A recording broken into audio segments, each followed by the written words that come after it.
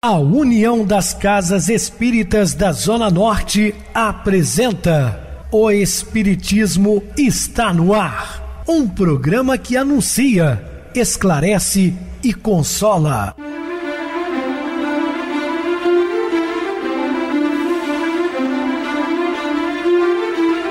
Não se turve vosso coração. Credes em Deus, credes também em mim. Na casa de meu pai há muitas moradas. Se assim não fora, eu vou-los teria dito, pois vou preparar-vos lugar. O Espiritismo está no ar. Sintonize esta frequência. Pare, pense na vida, faça perguntas. Uma ótima noite para você, muito obrigado pelo carinho, pela sintonia. Rádio Clube FM, sua voz e a nossa voz. Estamos no ar de segunda a sexta-feira, desde 2014, pela emissora, depois também pelo YouTube. O canal é Viver _ Melhor. Se inscreva, deixa seu like, sua opinião, sempre importante para nós. Ou acesse o YouTube, digite O Espiritismo está no ar. Lá encontrarão vários programas, inclusive o do dia. Recebo carinhosamente meu querido amigo espiritista, trabalhador da Casa Espírita Maria de Nazaré, Adilson Reis. Uma boa noite, seja muito bem-vindo. Boa noite, Pedrosa, boa noite aos ouvintes da Rádio Clube FM, sejam todos bem-vindos a mais um programa O Espiritismo está no ar, uma onda de amor e luz em seu rádio. Vamos estudar e aprender juntos, que Jesus nos abençoe. E meus irmãos, vamos estudar o poder da educação. Dúvidas, entre em contato conosco ligando para o WhatsApp da Rádio Clube FM, 0 operadora 32 999327758. Para falar comigo, utilize a TIM 988012675, o WhatsApp 9844949 novamente 59, o e-mail, o espiritismo está no ar, @hotmail.com. Interajam conosco, façam perguntas, tirem dúvidas, podem dar sugestões ao programa. Estamos à disposição dos ouvintes. Vamos agora para aquele momento muito especial, que é o nosso momento de oração. Sintonize esta frequência. O Espiritismo está no ar. Momento de oração. Mediunidade, na bênção do auxílio, é semelhante à luz em louvor do bem. Toda luz é providencial. Toda mediunidade é importante. No que tange à luz, o espetáculo é acessório, vale o proveito. Em matéria de mediunidade, o fenômeno é suplemento, importa o serviço. Em qualquer tarefa das boas obras, deixa, pois, que a mediunidade te brilhe nas mãos. Entre a lâmpada apagada e a força das trevas, não há diferença. Estamos apresentando O Espiritismo está no ar. Bem, meus amados irmãos, estamos de volta com o assunto da noite, falando do poder da educação.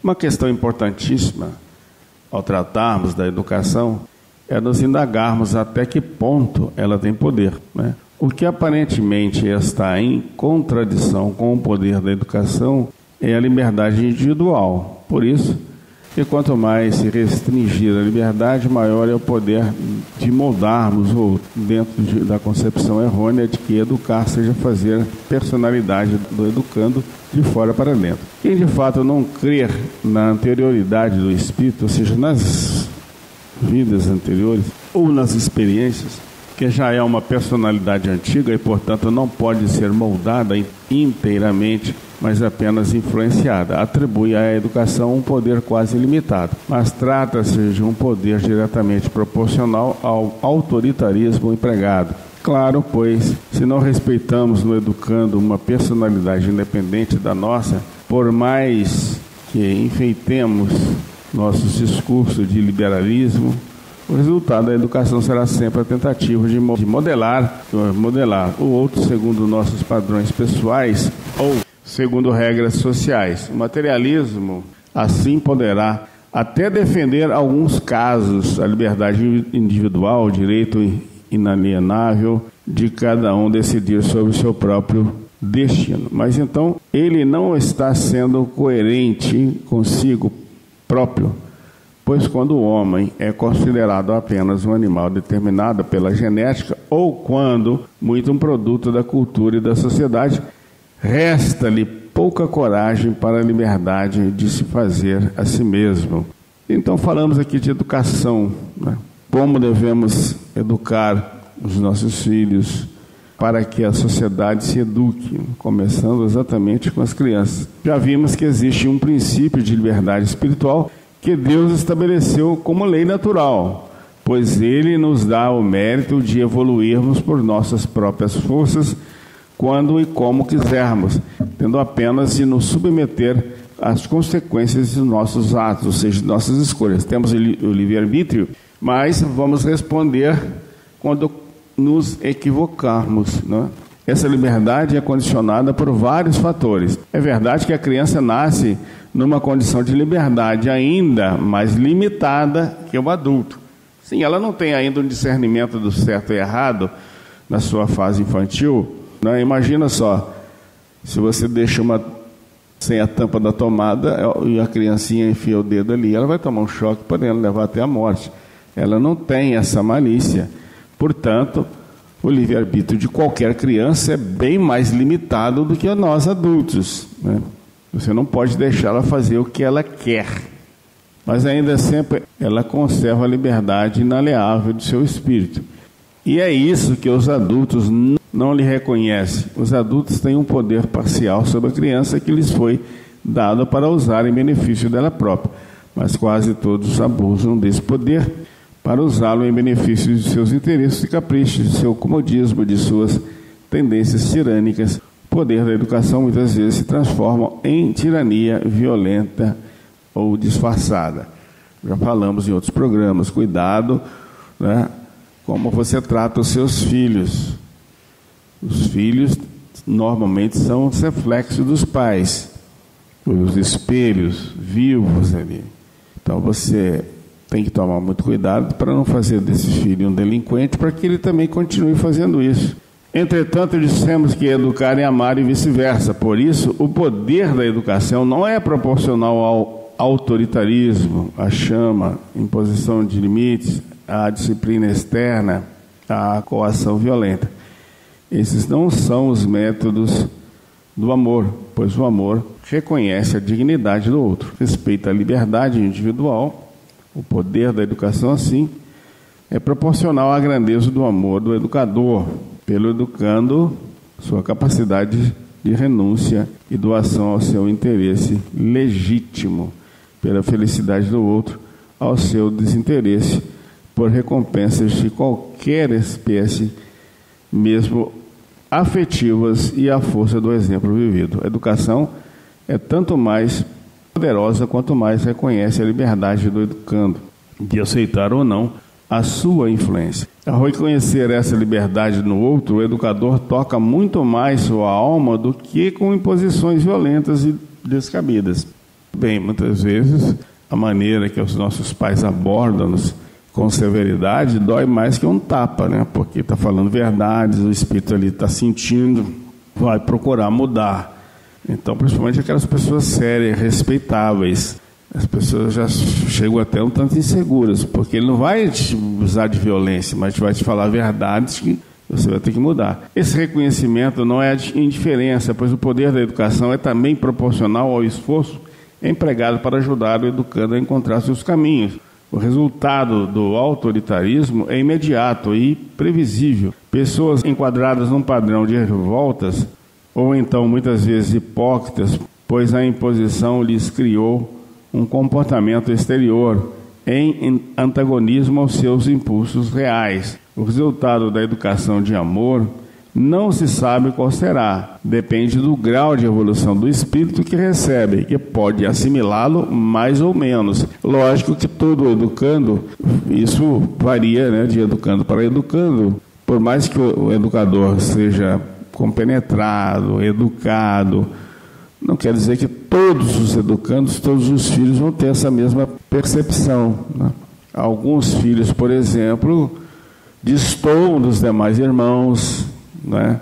A gente chama às vezes de ovelha negra, né? Uma maneira meio dura de dizer, mas por mais que ele tenha educação correta, ele acaba fazendo as suas delinquências por escolhas próprias. Isso já vem de uma bagagem também do passado. Depende da liberdade do educando, que pode aceitá-la ou recebê-la ou não, contra o que é raro, mas em casos de espíritos muito rebeldes podem acontecer. dependendo das características individuais do educador e do educando e da maior ou menor afinidade espiritual entre ambos. A educação verdadeira não cria autômatos iguais, robotizados, cria indivíduos de variedade de tendências individuais e infinita. Mas então pode-se indagar: que adianta a educação se não oferece um resultado absolutamente seguro? Primeiro é preciso dizer que a medida geral da humanidade, como adverte o próprio Kardec, não é constituída de espíritos endurecidos no mal. Por isso, o empenho colocado na educação das crianças para o bem representará inevitavelmente, pelo menos, algum resultado imediato. Uma educação verdadeira, no atual estágio evolutivo do planeta, produzirá uma maioria de homens de bem, com tendências individuais variadas, mas em todos os casos a semeadura educativa terá algum resultado, seja curto ou também a longo prazo. Então, devemos sempre educar, né? Esse é o correto. O amor doado jamais é perdido. O exemplo deixado sempre exerce uma influência cedo ou tarde sobre aquele que a observou. Não foi assim com Jesus? Pedagogo da humanidade, lançou suas sementes de educação evangélica há 2000 anos.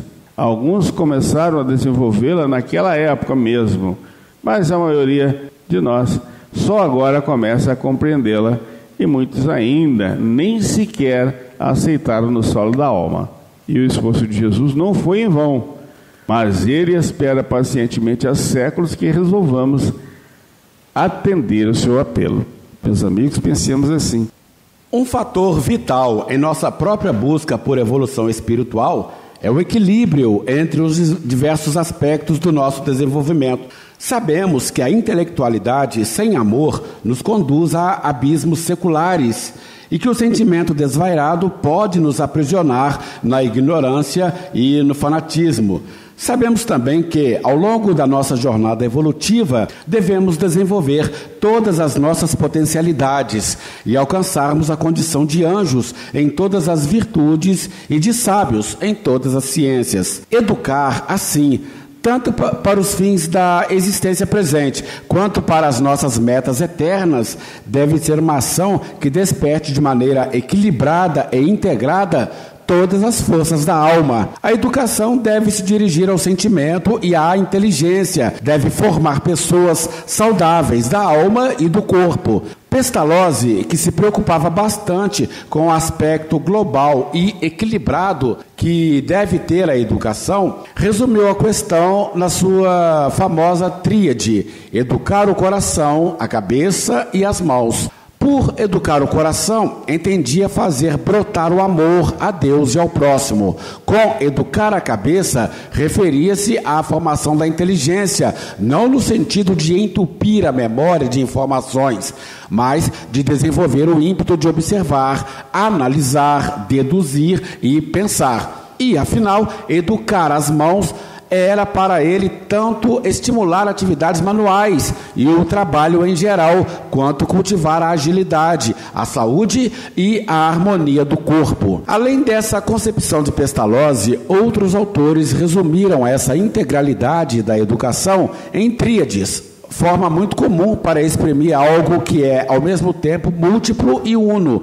Leon Denis, por exemplo, fala do amor, da sabedoria e da vontade como as três potências que devemos desenvolver em nossa evolução espiritual. Mais adiante, haverá uma análise mais pormenorizada do que significa desenvolver cada um desses aspectos e que meios podem ser usados para isso. O que importa, em princípio, é deixar clara a necessidade de uma educação integral, para que o homem não cresça aleijado espiritualmente, mas tenha harmonia interna para realizar suas tarefas no mundo. E já que cada espírito reencarnante traz experiências diversas do passado e pode ter se desenvolvido preponderantemente num determinado aspecto, com certos desequilíbrios e desvios, é necessário dosar os apelos aos diversos aspectos, segundo a necessidade de cada um. Um espírito que revele desde cedo uma inteligência precoce, mas grande incapacidade de convivência fraterna com o próximo, deve ser estimulado ao desabrochar de sentimentos altruístas. Com outro que mostre bons sentimentos, mas tenha grande grande preguiça mental, deve-se procurar despertar algo que lhe dê interesse em aprender, ou ainda, uma criança que seja vivaz no raciocínio, mas deficiente no trabalho a realizar, por negligência ou falta de vontade, deve ser incentivada para a autodisciplina e para o fortalecimento do seu querer. Enfim, a educação deve sempre ser integral, mas procurando preencher as lacunas do espírito. Ao que já mostra certo desenvolvimento numa área, deve-se sim mais oportunidade de crescimento nesse setor, mas o esforço para guiá-lo em adquirir o que lhe falta é mais árduo e, por isso, requer maior dedicação.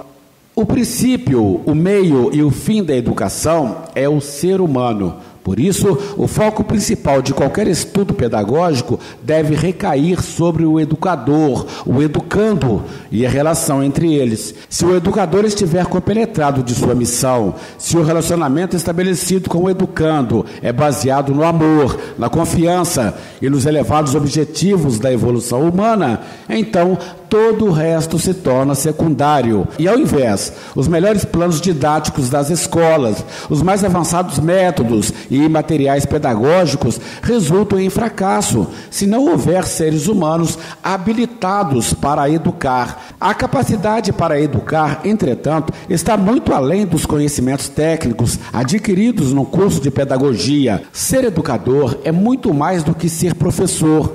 Para ser educador, não basta conhecer teorias, aplicar metodologias, é preciso uma predisposição interna, uma compreensão mais ampla da vida, um esforço sincero em promover a própria autoeducação, pois o educador verdadeiro é aquele que, antes de falar, exemplifica, antes de teorizar, sente e, antes de ser um profissional, é um ser humano.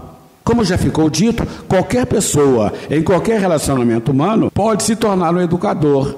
E bom seria se cada um se empenhasse em colaborar com a evolução do próximo, ensinando o que sabe, partilhando as suas conquistas espirituais e sacrificando-se pelo progresso da humanidade. Entretanto, detenhamos-nos naqueles que têm uma tarefa específica no campo da educação, pais e professores. Como prepará-los para cumprirem sua missão? Os profissionais da educação, bem ou mal, fazem uma especialização no assunto. Os pais, em sua maioria, jamais estudaram algo a respeito. A maior parte nem sequer se compenetra da necessidade de refletir sobre essa tarefa sagrada que Deus lhe coloca nas mãos, a de educar uma criança. E, no entanto, a responsabilidade dessa missão é vital. Dela depende o futuro da humanidade, dela depende, em grande parte, a realização e a felicidade das novas gerações. E diante da providência divina, pais e professores não escaparão de prestar contas de sua obra educativa. O fracasso no cumprimento dessa tarefa acarreta consequências dolorosas, tanto nessa vida como em outras. Escolas, cursos, debates, livros, tudo é bom e útil para estimular o progresso da educação. Há mesmo necessidade premente de uma escola de paz, mas, acima de tudo, seria desejável que cada um se preparasse a si mesmo para estar à altura da tarefa em vista. Analisemos, pois, em primeiro lugar, os requisitos básicos para assumir algumas tarefas na educação, seja como pai, como mãe, como professor. Nos próximos estudos, passaremos às especialidades de cada um. Falaremos então da autoeducação. A ação educativa em qualquer setor requer empenho na autoeducação. É isso o que ninguém quer aceitar, pois é muito mais fácil prescrevermos ditatorialmente normas de conduta para aqueles que estão sob a nossa responsabilidade do que lutarmos continuamente para vencermos a nós mesmos e podermos mostrar um exemplo digno de ser seguido. Se o poder da educação repousa sobre a autoridade moral, essa se adquire pela conquista de virtudes e pelo esforço no próprio aperfeiçoamento. Que ninguém se iluda. Para cumprir uma tarefa específica na educação, seja como pai, mãe ou professor, ou em qualquer relação humana, é preciso buscar a própria melhoria, cultivar a paciência, a renúncia, a doação irrestrita de si. Ora, Como o ser humano tem a tendência egoística de distribuir bens com algum cálculo de retorno para si próprio, isso ainda é muito forte na mente de quantos pretendem educar uma criança. Existem cálculos conscientes e inconscientes, materiais e espirituais.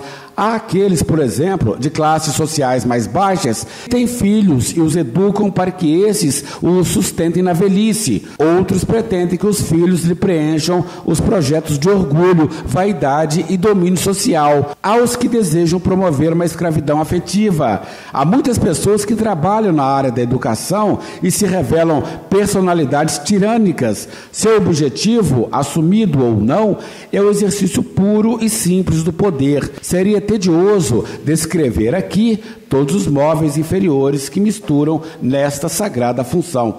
Isso não significa que os filhos não possam e não devam ajudar os pais economicamente em caso de necessidade, ou não possam e não devam amá-los e respeitá-los, ou que o educando não deva manifestar gratidão por quem o educou. Mas isso não pode entrar em cálculos de cobrança. Aliás, quanto mais desinteressadamente agir o educador, mais a probabilidade de ver o reconhecido o seu esforço. Se a educação é tanto mais eficaz, quanto mais o educador se desprenda de interesses pessoais, quanto mais eduque por amor ao próprio educando, para atingir a felicidade e a realização espiritual deste. Duas considerações devem ser feitas. Primeiro, leve-se em conta os disfarces mentais que o homem está acostumado a arranjar para o próprio comportamento, mascarando intenções e desejos com os discursos mais bonitos. Há muitos tiranos domésticos que justificam sua conduta com o clássico "é para o seu bem". É preciso, pois, honestidade para analisarmos nosso íntimo e purificá-lo. Segundo esse desinteresse pessoal na ação educativa, não significa servilismo aos caprichos do educando. O educador tem de saber distinguir com clareza as imperfeições de quem quer educar, orientando-o com lucidez.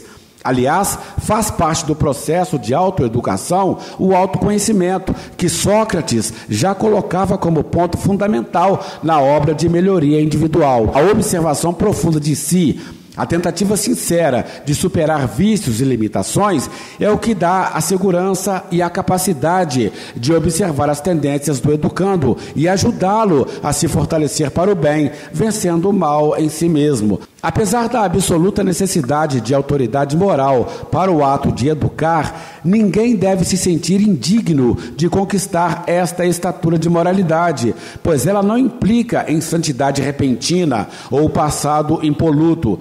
A maioria das criaturas terrestres são espíritos endividados e imperfeitos, com um passado espiritual criminoso. Ora, justamente o desejo de educar uma criança que se ama é um ótimo estímulo à regeneração. Não há delinquentes que, por amor a um filho, são capazes de maiores sacrifícios e encontram forças até para sair da criminalidade. Assim, a urgência da automelhoria para educar não significa que apenas algumas pessoas tenham o merecimento de se tornarem educadoras.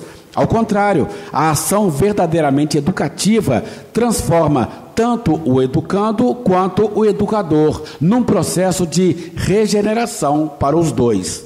Muito bem, Adilson, bem explicado. Vamos agora para o intervalo musical, a seguir a nossa oração final. Visitas do Além.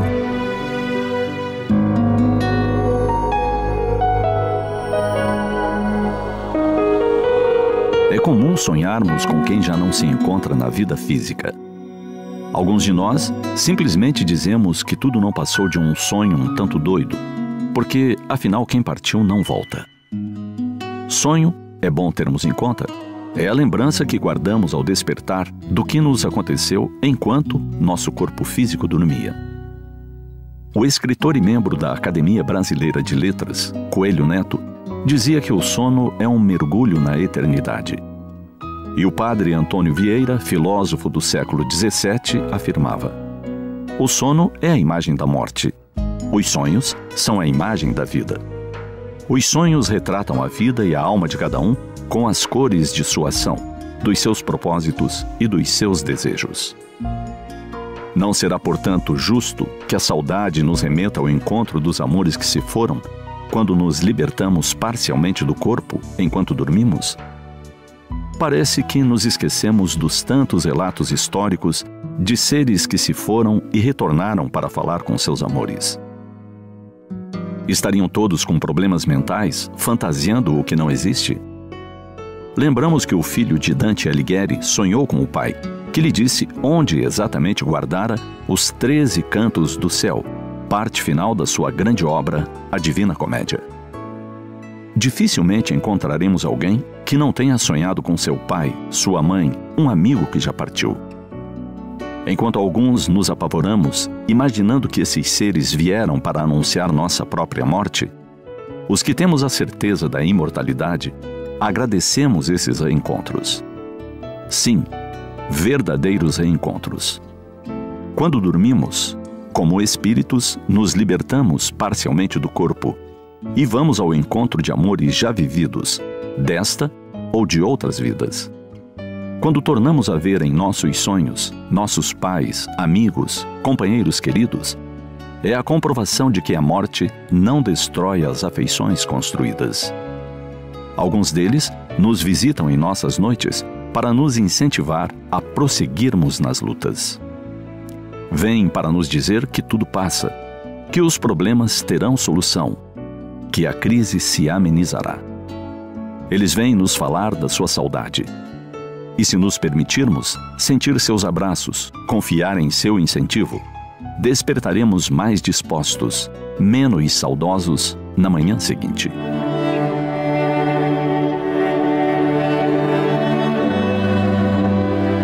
É consolador percebermos que somos espíritos imortais, vivendo temporariamente em um corpo material na Terra. Maravilhoso e bom é reconhecer que quando nosso corpo não pode mais manter a vida física, nós, espíritos, nos desligamos da matéria, que volta ao pó, e continuamos na vida. Ficaremos admirados ao constatar a recepção por parentes e amigos que nos antecederam na morte. Verificaremos então, por nós mesmos, que se a bondade de Deus nos permitir, poderemos frequentar os sonhos dos nossos amores que ficaram na Terra. Importante pensarmos na transitoriedade do corpo físico e na vida que prossegue. Então, faremos coro à poetisa. Não chore à beira do meu túmulo, eu não estou lá. Estou no soprar dos ventos, nas tempestades de verão e nos chuviscos suaves da primavera. Estou no brilho das estrelas e no cantar alegre dos pássaros. Não chore à beira do meu túmulo, eu não estou lá. Eu não morri.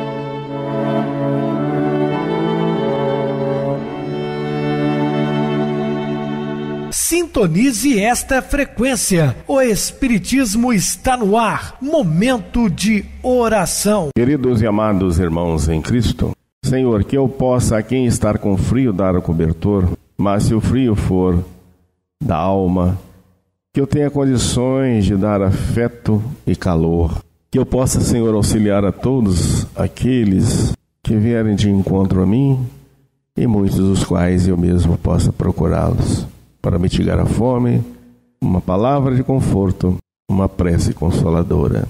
Em seu nome, Senhor, dessa pleia de irmãos espirituais que nos assistem, nós rogamos-te o amparo por todos os nossos irmãos necessitados. Que assim seja, graças a Deus. Meu querido irmão Adilson, suas despedidas. Mais uma vez, Pedrosa, muito grato pela oportunidade de participar do programa. O Espiritismo está no ar junto com você e estaremos dispostos a outras oportunidades, assim Jesus nos permitindo. Obrigado a todos pela companhia, tenham todos uma boa noite, muita paz, que Jesus nos abençoe. Boa noite para você, Adilson. Muito obrigado pelo apoio aqui do programa. Boa noite também a todos os amados irmãos ouvintes do YouTube, internautas do Brasil, do exterior, nossos irmãos da Zona Norte de Juiz de Fora, que nos acompanham com a rádio local 87,9 Rádio Clube FM. Continuem ligados ouvindo a nossa próxima atração, o programa Batidão com o DJ Tico. A seguir, na voz de Ailton Moreno, o Encontro Central. Uma ótima noite de sexta-feira, um feliz final de semana e até segunda-feira, se Deus quiser.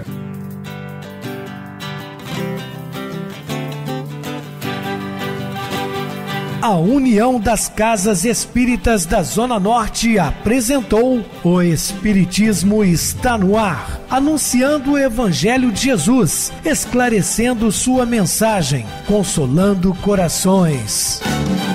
Olhe pro céu e descubra imagens de luz. Sinta em Jesus o amor todo que Deus te deu. Pense no bem, no melhor em que pode fazer. Seja o que for, também vai receber. De coração, ajude-me, irmão. A caridade é o caminho do amor. Faça ainda que possa sofrer, pois bênçãos de Deus há de ter. Ame, perdoe e viva melhor a natureza, o céu e o mar. Veja o encanto que a vida nos dá, a chance eterna que temos para amar, para amar. Olhe pro céu e descubra imagens de luz. Sinta em Jesus o amor todo que Deus te deu. Pense no bem, no melhor em que pode fazer. Seja o que for, também vai receber. De coração, ajude, irmão. A caridade é o caminho do amor. Faça ainda que possa sofrer, pois bênçãos de Deus há de ter. Ame, perdoe e viva melhor a natureza, o céu e o mar. Veja o encanto que a vida nos dá, a chance eterna que temos para amar.